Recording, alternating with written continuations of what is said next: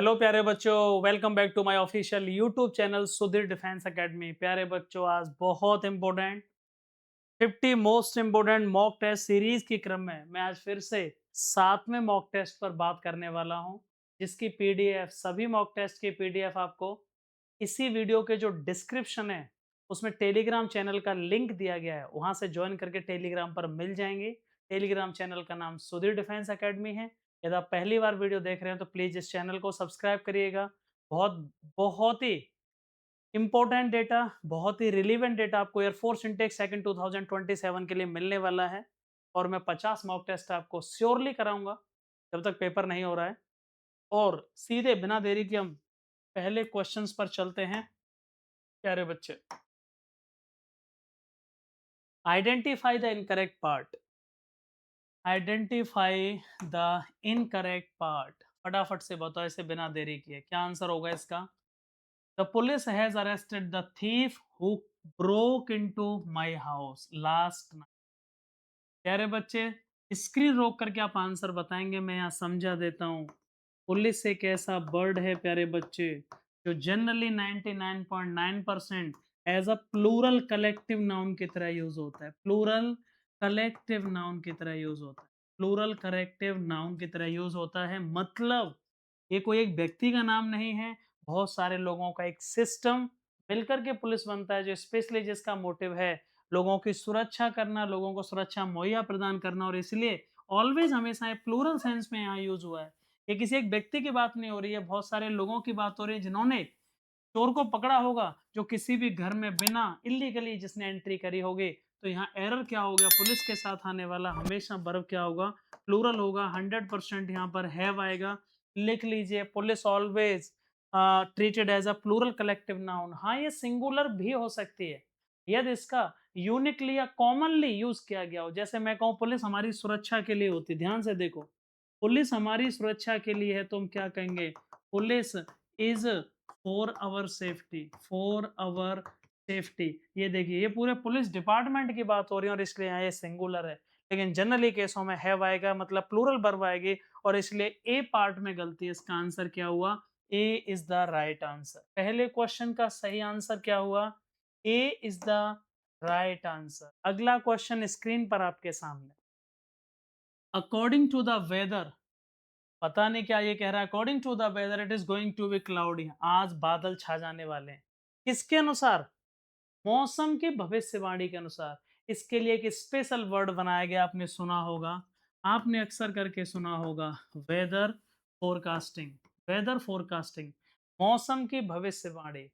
Weather के साथ announcement, एक जनरल किसी चीज का अनाउंस किया जाता है, शुभारंभ किया जाता है, अनाउंसमेंट घोषणा की जाती है। ये वर्ड वेदर के सेंस में यूज नहीं होता है। इंडिकेशन संकेत होता है, किसी चीज को इंडिकेट करने के लिए। प्रेडिक्शन भविष्यवाणी होता है, पूर्वानुमान होता है। कोई भविष्यवाणी पहले से कर देना उसे प्रेडिक्शन कहा जाता है। वेदर के साथ आने वाला बहुत ही सूटेबल और एप्रोप्रिएट जो वर्ड है वो वेदर फोरकास्ट होता है। वेदर फोरकास्टिंग का मतलब मौसम से रिलेटेड, मौसम से संबंधित जो भी भविष्यवाणी होने वाली है उसके लिए वेदर फोरकास्टिंग लगाते हैं। 100% प्यारे बच्चे, D is the right answer. तीसरा क्वेश्चन स्क्रीन पर आपके सामने, फटाफट से बताओ। अच्छा क्वेश्चन है, सिंपल क्वेश्चन है। Fill in the blank with the correct word. Everyone, हर एक को यहाँ चुकाना पड़ेगा जो जैसा कर्म करेगा। ये ओन डीड्स, सबको अपने कर्मों का चुकाना पड़ेगा। सबको अपने कर्मों का, जैसा आप कर्म कर रहे हो उसके हिसाब से आपको चुकाना पड़ेगा। क्या आएगा प्यारे बच्चे इंग्लिश में? एवरीवन हो गया, एवरीथिंग हो गया, एवरी बडी हो गया। इंग्लिशमैन को सिंगुलर माना गया। इंग्लिशमैन को एक बार में ये एक की बात करते हैं, इसलिए इनको इंडेफिनिट प्रोनाउन कहा जाता है। क्या कहा जाता है? इनको इंडेफिनिट प्रोनाउन कहा जाता है। इंडेफिनिट मतलब ये किसी एक विशेष व्यक्ति या वस्तु के बारे में बात नहीं कर रहे होते हैं, ये लगभग सबके लिए अप्लाई हो रहे होते हैं, एक बार में, एक के सेंस में, इसलिए इनको सिंगुलर माना गया है। और यहाँ एवरी वन की बात हो रही है, मतलब यहाँ जनरली इनके साथ आने वाला पजेसिव एडजेक्टिव। यहाँ पर क्या आएगा? यहाँ पर हम पजेसिव एडजेक्टिव लगाएंगे। क्या लगाएंगे? यहाँ पर हम पजेसिव एडजेक्टिव लगाएंगे। तो क्या आना चाहिए? एवरीवन हो गया, एवरीथिंग हो गया, एवरीबॉडी हो गया, इन सब के साथ आने वाला। ये तो ऑब्जेक्टिव प्रोनाउन है, हिम नहीं आ सकता। यहाँ आना है नाउन से पहले पजेसिव एडजेक्टिव। ये ऑब्जेक्टिव केस के लिए आता है, ये नहीं आएगा। हर आएगा जब स्पेशली फीमेल के लिए, हर एक पजेसिव एडजेक्टिव है जब स्पेशली फीमेल की बात की जाए, औरत की या स्त्री की बात की जाए। इट्स किसके लिए आए? इट्स एक पजेसिव एडजेक्टिव है नॉन लिविंग के लिए। इट्स नॉन लिविंग चीज़ों के लिए आता है, उसके लिए इट्स लगाते हैं। तो यहाँ पर जनरली माना जाता है जो थर्ड पर्सन सिंगुलर के लिए आने वाला पजेसिव एडजेक्टिव है वो हिज है, और इनको भी सिंगुलर थर्ड पर्सन के अकॉर्डिंग ही ट्रीट किया जाता है। इसलिए आंसर क्या हो गया? D is the right answer. Everyone page for his own deeds. तीसरे का आंसर समझ में आया या नहीं आया? प्यारे बच्चों, अगला question, fill in the blank with the correct article. University एक पढ़ाई की जगह होती है, विश्वविद्यालय एक पढ़ने का स्थान होता है। ये बताइए किसी स्पेसिफिक विश्वविद्यालय की बात हो रही है क्या? क्या ये किसी स्पेसिफिक, क्या कोई एक विशेष विश्वविद्यालय है जिसके बारे में बात हो रही है? मैं कहता कि this is the university where the student of MBA has been studied for a long time, तो ये स्पेशल बात हो जाती है। प्यारे बच्चों, जनरल जब भी हम कभी एक जनरल जो जिस चीज़ का ऑब्जेक्टिव है, जनरल ऑब्जेक्टिव के सेंस में बात करते हैं, तो आर्टिकल द का प्रयोग नहीं किया जाता। आर्टिकल या तो ए या फिर एन का प्रयोग किया जाता है। ये बताइए किसी विशेष यूनिवर्सिटी की बातें हैं या जनरलाइजेशन वे में कहा जा रहा है? यूनिवर्सिटी एक पढ़ने की जगह है और इसलिए सभी यूनिवर्सिटी के बारे में बोला जा रहा है, कोई एक स्पेसिफिक नहीं है, इसलिए आर्टिकल द तो कभी नहीं आएगा।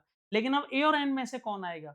जब आप यूनिवर्सिटी को पढ़ोगे तो ये यू से स्टार्ट हो रहा है, लेकिन हिंदी में इसको यह लिखा जाएगा यूनिवर्सिटी। यू क्या है? ये कॉन्सोनेंट है, मतलब ये व्यंजन है, और जब कॉन्सोनेंट साउंड से कोई वर्ड शुरू होगा तो उससे पहले एन भी नहीं लगाई जाएगी। इसलिए 100% आंसर क्या हो गया? A university is a place of learning. Clear हुआ कि नहीं? फोर्थ का आंसर क्या हुआ? फोर का answer is the right answer. कोई डाउट किसी को? अगला क्वेश्चन बहुत अच्छा है। अगला क्वेश्चन मैं स्क्रीन पर आपके सामने समझा रहा हूं और ये बहुत अच्छा क्वेश्चन है। द मैन, वो व्यक्ति, और फिर से रिलेटिव प्रोनाउन का क्वेश्चन है जो बहुत इंपॉर्टेंट है। To who I sold my house, जिसको मैंने अपना घर बेचा, वाज अ चीट, वो एक धोखेबाज निकला। वो व्यक्ति जिसको मैंने अपना घर बेचा वो एक धोखेबाज निकला। ये कौन व्यक्ति है मुझे बताइए। प्यारे बच्चे, दो एक्सप्लेनेशन है इस क्वेश्चन की। टू एक प्रीपोजिशन है। टू क्या है? इंग्लिश में एक प्रीपोजिशन है, और याद रखना प्रीपोजिशन के बाद आने वाला कोई भी वर्ड या कोई भी वो ऑब्जेक्टिव केस का होगा। हु एक सब्जेक्टिव प्रोनाउन है, ध्यान से सुनो। हु एक सब्जेक्टिव प्रोनाउन है, मतलब सब्जेक्ट के लिए यूज किया जाता है। ऑब्जेक्ट के लिए आने वाला प्रोनाउन ये कौन सा होता है? ये हुम होता है। हुम एक ऑब्जेक्टिव प्रोनाउन है। अब यहाँ क्या है?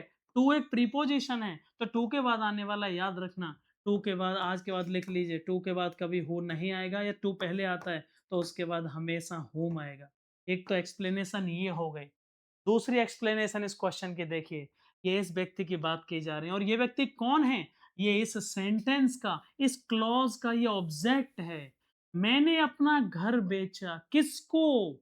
मैंने, आई सब्जेक्ट है, और मैंने घर किसको बेचा? ये इस व्यक्ति को बेचा है। इसका मतलब ये वो व्यक्ति है जो इसका ऑब्जेक्टिव केस है, और इसलिए ऑब्जेक्टिव केस के लिए आने वाला वर्ड या relative pronoun, the man to whom I sold my house, the man to whom, 100% यहाँ पर to whom I sold my house से is the right answer। यहाँ सेल आ रही है इसलिए आंसर नहीं होगा, यहाँ पर सोल्ड है और इसलिए 100% C is the right answer. Objective case के लिए आने वाला रिलेटिव प्रोनाउन हुम होगा, और सब्जेक्टिव केस के लिए आने वाला रिलेटिव प्रोनाउन, प्यारे बच्चे, सब्जेक्टिव केस के लिए हु होगा, याद रखिए। आगे चलते हैं, अगला question. One word substitution from the choice, बताइए अनेक शब्दों के लिए एक शब्द क्या होगा? The first speech delivered bye a person. Suppose करो आप अपनी लाइफ में पहली बार कोई स्पीच दे रहे हैं, आपकी लाइफ का पहली बार आप स्टेज पर गए और वहां आप भाषण दे रहे हैं, तो ऐसे भाषण को a speech delivered by the first time is defined as maiden speech बोला जाएगा। क्या बोला जाएगा? Maiden speech. और एक ऐसा स्पीच जो बिना तैयारी के दिया जाए, जैसे अपने एडिटर भाई साहब हैं, दीपक कुछ भी बोल देते हैं विदाउट प्रिपरेशन के, ठीक है? सबसे लड़ाई लड़ लेते हैं जानबूझकर। तो बिना तैयारी के कोई भी भाषण दिया जाए, उसको प्यारे बच्चे एक्सटेम्पोर कहते हैं। EXTEMPORE। एक्सटेम्पोर माने अविचारित भाषण, मतलब जो बिना विचार किए दिया जाए, मतलब बिना सोचे समझे दिया गया हो। लिख लीजिए, बहुत इंपॉर्टेंट है। मैं फिर से रिपीट कर रहा हूँ। मैं फिर से रिपीट कर रहा हूँ, पहली बार में दिया गया कोई भी भाषण उसको मेडन स्पीच कहा जाएगा और जो भाषण दिया गया speech given without preparation is defined as a extempore EXTEMPORE उसे एक्सटेम्पोर बोला जाएगा। यहाँ तक किसी को कोई डाउट तो नहीं है? यहाँ तक किसी को कोई डाउट तो नहीं है भाई? फटाफट से बताओ। इसका आंसर क्या हुआ? The first speech delivered bye a person. Initial होगा? नहीं, इनिशियल तो कोई चीज़ का शुरुआत है, इसके लिए प्रॉपर वर्ड नहीं है और इसीलिए याद रखिए इसका आंसर इनिशियल नहीं होगा। इनॉग्रल क्या होता है? इनॉग्रल तो एक ऐसा स्पीच है जो डिलीवर किया जाता है किसी स्पेशल, आप समझ लीजिए ऑफिस के लिए। आप पहली बार किसी ऑफिस में गए, वहां आपसे कोई इंटरव्यू लिया जा रहा है, उसके लिए कोई इनॉग्रेशन हुआ है, शुभारंभ हुआ है, वहां के लिए उसे इनॉग्रल स्पीच कहा जाता है। इनॉग्रल स्पीच का मतलब ही होता है प्यारे बच्चे, इनॉग्रल स्पीच का मतलब होता है स्पीच डिलीवर्ड बाय द और specially at the time of introduction to the office. और इस तरह से इसे इनॉग्रल स्पीच कहते हैं। बिगिनिंग होगा नहीं, बिगिनिंग शुरुआत होती है, इसलिए maiden speech is the right answer, D is the right answer. अगला क्वेश्चन सातवां, स्क्रीन पर आपके सामने बहुत आसान क्वेश्चन। अब्दुल एक डॉक्टर बनना चाहता है, बहुत सिंपल है। आपने सुना होगा कुछ स्टेटिव वर्ब होते हैं। कौन सी वर्ब होते हैं प्यारे बच्चे? स्टेटिव वर्ब होते हैं। स्टेटिव वर्ब कभी कंटिन्यूअस में यूज नहीं हो सकते हैं। यहाँ इज वांटिंग आ रही है, वांट एक ऐसी वर्ब है जो स्टेटिव वर्ब है, जो कभी कॉन्टिन्यूअस में तो यूज हो ही नहीं सकती है। हमेशा दिखाती है आपकी डिजायर्स, आपकी पैशन, आपकी हॉबी। जब भी आपकी हॉबी या कुछ भी दिखाया जाएगा वो प्रेजेंट में यूज होंगे और इसलिए आंसर होगा। ये बहुत सिंपल क्वेश्चन है। Abdul wants to be a doctor, आपसे पूछा जाता है व्हाट आर योर हॉबीज, तो हॉबीज हमेशा क्या बताई जाती है? हमेशा प्रेजेंट इंडेफिनिट या सिंपल प्रेजेंट में कही जाएंगे। Abdul wants to be a. प्यारे बच्चों अब हम चलते हैं सीधे आठवें क्वेश्चन पे। आठवां क्वेश्चन स्क्रीन पर आपके सामने है प्यारे बच्चे, और ये बहुत अच्छा क्वेश्चन है। Identify the antonyms of the given word. ध्यान से देखिए एक बार मैं क्या कह रहा हूँ। चलिए, आइडेंटिफाई द एंटोनिम्स मतलब अपोजिट बताना। एंटोनिम का ठीक अपोजिट बोलना है। एब्स्टेन एक वर्ब है प्यारे बच्चे। एब्स्टेन का मीनिंग है खुद को सबसे अलग रखना। मतलब आप समझ लीजिएगा, restrain your self, RESTRAIN, your self, restrain your self. इसका मतलब है किसी भी चीज में खुद को इन्वॉल्व ना करना। ये वो लोग लोग नहीं कहेंगे, ये वो लोगों की वो क्वालिटी है जिसमें व्यक्ति सबसे अलग रहता है, रेस्ट्रेन करता है, खुद को कंट्रोल करता है। नॉट इंक्लूडेड मतलब आप कह सकते हो एक्सक्लूडेड, या फिर आप कह सकते हो इसकी जगह पर दूसरा जो वर्ड है वो हो जाएगा नॉट इंडल्जिंग, INDULGING। मतलब ये वो क्वालिटी है, वो वर्ब है या वो काम है जिसमें व्यक्ति खुद को सबसे अलग करता है। एब्स्टेन मतलब मुक्त करना, खुद को बिल्कुल रेस्ट्रेन योरसेल्फ करना, खुद को कंट्रोल करना, बहुत कहीं पार्टिसिपेट न करना, मतलब कहीं भी नॉट पार्टिसिपेटिंग, ये वो बंदा है या ये वो गुण है। तो एब्स्टेन का अपोजिट पूछा है, जो बिल्कुल खुद को अलग-अलग रखता है, नॉट पार्टिसिपेटिंग है, वो एब्स्टेन है। इसका अपोजिट क्या होगा? इंडल्ज ही इसका अपोजिट है, क्योंकि इंडल्ज माने ये वो व्यक्ति है जो खुद को हर जगह में इंडल्ज करता है, मतलब खुद को हर जगह में शामिल रखता है। ये कोशिश करता है कि मैं हर जगह इंडल्ज रहूं। इंडल्ज एक वर्ब है, डिसमिस भी एक वर्ब है, रिपेल एक वर्ब है। एक्वायर आंसर तो पता है वैसे भी नहीं होगा। एक्वायर माने अर्जित करना, मतलब टू ऑब्टेन और टू बाय अ प्रॉपर्टी और टू बाय अ असेट्स। प्यारे बच्चे इसलिए एक्वायर एक वर्ब नहीं होगा। रिपेल माने आप जानते हैं प्रतिकर्षण, किसी को डिट्रैक्ट करना मतलब अट्रैक्ट ना होना, दूर हटाना। रिपेल मतलब किसी को to to do force by the back side, मतलब ठीक अपोज करना चीजों का, बैक फोर्स में अपोज करना, उसे रिपेल कहते हैं, प्रतिकर्षण। और डिसमिस का मतलब होता है रिजेक्ट एन आइडिया, डिसमिस कर देना। मैंने उसके प्रस्ताव को ठुकरा दिया, डिसमिस कर दिया, डिसमिस द प्रपोजल। डिसमिस माने रिजेक्ट एन आइडिया, ना मानना। डिसमिस का मतलब आपने सुना होगा टर्मिनेट या सस्पेंड, सर्विस से भी निकाल देना होता है, आपके अधिकार छीन लेना। तो ये सारा नहीं होगा। आंसर क्या हुआ? एब्स्टेन मतलब खुद को मुक्त रखना, रेस्ट्रेन योरसेल्फ, और इंडल्ज मतलब खुद को इंडल्ज रखना, शामिल रखना उसको, इसलिए ए इज द राइट आंसर। प्यारे बच्चे अगला क्वेश्चन स्क्रीन पर आपके सामने है। ब्रिलियंस क्या है? ब्रिलियंस एक नाउन है, इंग्लिश इसका सिनोनिम्स बताना है, समानार्थी। कोई भी वर्ड इंग्लिश में जिसके पीछे ANCE और ENC आएगा वो नाउन होगा प्यारे बच्चे। और इसलिए ब्रिलियंस का मतलब होता है बुद्धिमान, बुद्धिमत्ता, अ person having a great intelligence. इसका सपोजिट नहीं, सिनोनिम्स बताना है, समानार्थी। अब ध्यान से देख लीजिएगा, बहुत सिंपल है।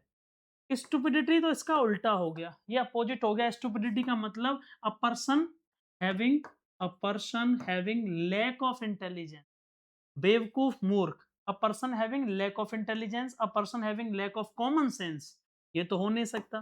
ग्लूम का मतलब क्या होता है आपको पता है? ग्लूम का मतलब है प्यारे बच्चे डार्कनेस हो गया। आप कह सकते हो वो व्यक्ति जो बहुत डिप्रेस्ड है, बहुत दुखी है, डिप्रेस्ड हो गया, सैड हो गया, ये सब इसके लिए यूज होते हैं, ग्लूम के लिए एडजेक्टिव है। जीनियस इसका बिल्कुल सही आंसर होगा। जीनियस का मतलब है वो व्यक्ति प्यारे बच्चे जो अ, ये वो व्यक्ति है, जीनियस का मतलब जिसमें क्या है, बुद्धिमान, बुद्धिमत्ता है, ठीक है ना? ये वो व्यक्ति है जीनियस। और ठीक, चलिए, जीनियस ये वो व्यक्ति है जो बुद्धिमान है, बुद्धिमत्ता रखता है, इसलिए इसका answer B is the right answer हो गया। जीनियस भी एक एडजेक्टिव है, person having a great brilliance और इंटेलिजेंस। और कार्टर कौन है? Person who drives the cart, जो बैलगाड़ी, बुलक कार्ट और वो चलाता है। A person who drive, sorry, a person who drives the bullock cart. और कार्ट उसको क्या कहा जाएगा? उसको कहा जाएगा, क्या हो रहा है? उसको कहा जाएगा carter. A person who drives the cart, cart मतलब ब्लैक गाड़ी, ठीक है? घोड़ा गाड़ी भी कह सकते हो उसको, बैलगाड़ी, उस तरह से। तो कार्टर भी नहीं होगा। ब्रिलियंस का सही आंसर क्या हो गया? Genius is the right answer. अगला क्वेश्चन 10वां स्क्रीन पर आपके सामने।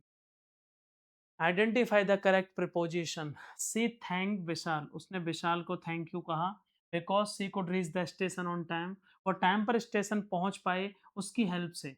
याद रखना प्यारे बच्चे, फिक्स्ड प्रीपोजिशन यूज करना है। और थैंक के साथ में ध्यान से समझ लीजिए, थैंक समबडी, याद रखना है, इसको लिख लो, thank somebody for something, thank somebody for something, याद रखना ये प्रॉपर कॉम्बिनेशन। किसी को थैंक यू कहना, thanked Vishal for his help, याद रखना ये कॉम्बिनेशन। थैंक के साथ यहाँ पे विद का मतलब नहीं है, इंस्ट्रूमेंट के केस में आता है किसी चीज के लिए। एंट्री के केस में इनका यूज किया जाता है, सिंस पॉइंट ऑफ टाइम के लिए यूज किया जाता है।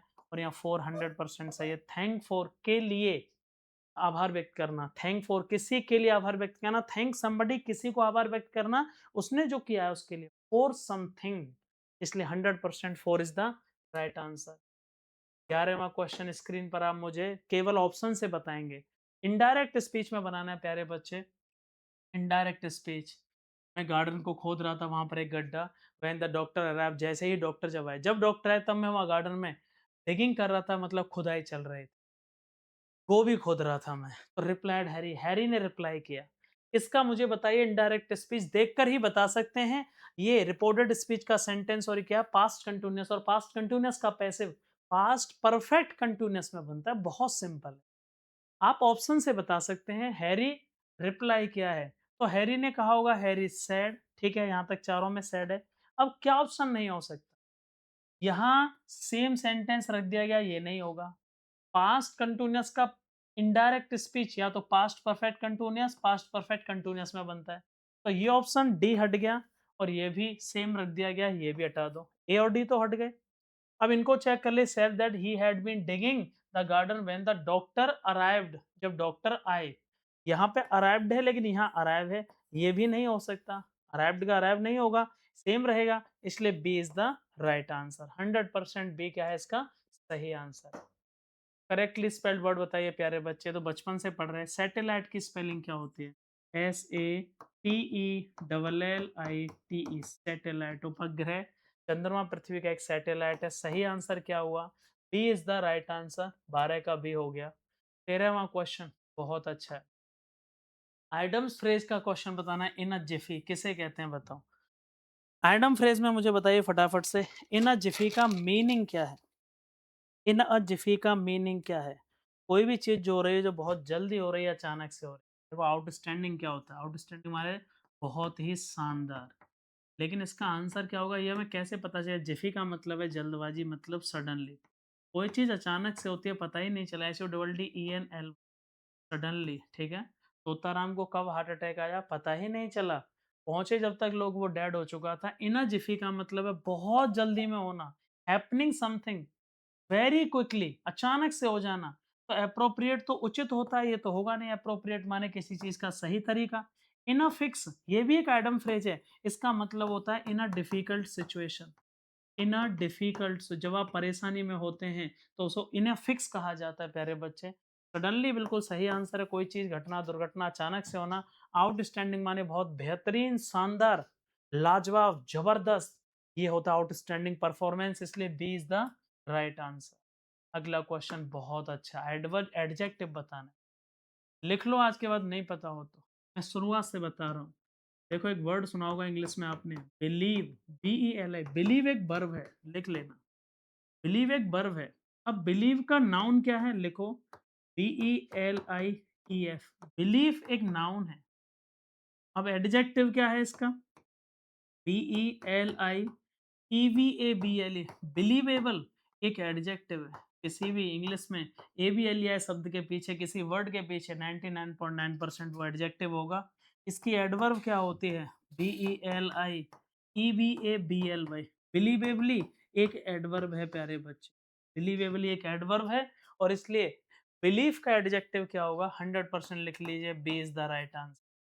बिलीव वर्ब हो गए, बिलीवेबली एडवर्ब हो गए, बिलीव्ड इसका पास्ट पार्टिसिपल है, मतलब थर्ड फॉर्म है, और इसलिए B is the right answer.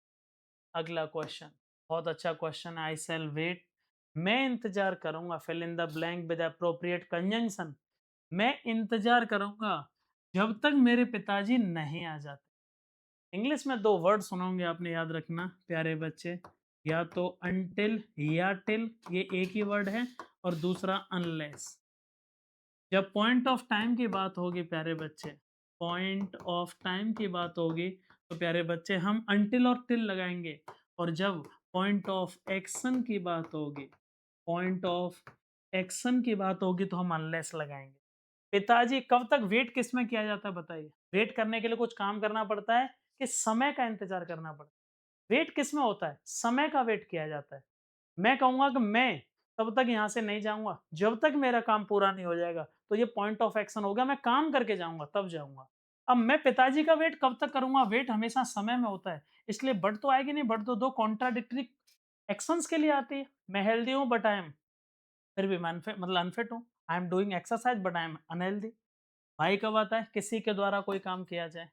Unless कब आता है? अनलेस मैंने बताया पॉइंट ऑफ एक्शन के लिए आता है।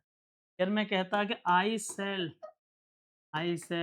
पास द एग्जाम, मैं एग्जाम पास करूंगा, अनलेस जब तक के आई गेट गुड मार्क्स, अच्छे नंबर नहीं आ जाएंगे, तो अनलेस लगाते हैं। तो प्यारे बच्चों 100% समय के लिए क्या आता है, अनटिल और टिल, पहले टिल का यूज करते हैं, अनटिल लगाते हैं। I shall wait till my father come, जब तक मेरे पिताजी नहीं आ जाएंगे। हाँ, स्टोरी, स्टोरी एक नाउन है, STORY, इसका प्लूरल पूछा गया है। किसी भी शब्द के पीछे लास्ट वर्ड नियत बाई आता है, और बाई से पहले कोई कॉन्सोनेंट आता है, व्यंजन आता है, तो उसका प्लूरल STOR, बाई को हटा के आई लगा के और ES कर दिया जाता है, स्टोरी। समझ लीजिए दो वर्ड, एक होता है STOR और दूसरा वर्ड होता है STOREY। स्टोरी माने मंजिल होती है, कितनी मंजिल मकान है, 3 स्टोरी मकान है, 3 स्टोरी। इसका प्लूरल होगा STORIES, लेकिन इसका प्लूरल होगा STORE।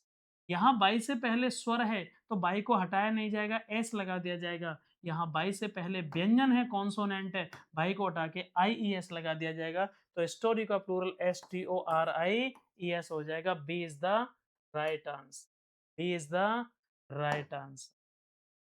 पैसेज, पैसेज बहुत अच्छा, मैकडी के ऊपर है, कॉन्सेप्ट ऑफ मैकडोनाल्ड जो शुरुआत हुई है उसके ऊपर है प्यारे बच्चे।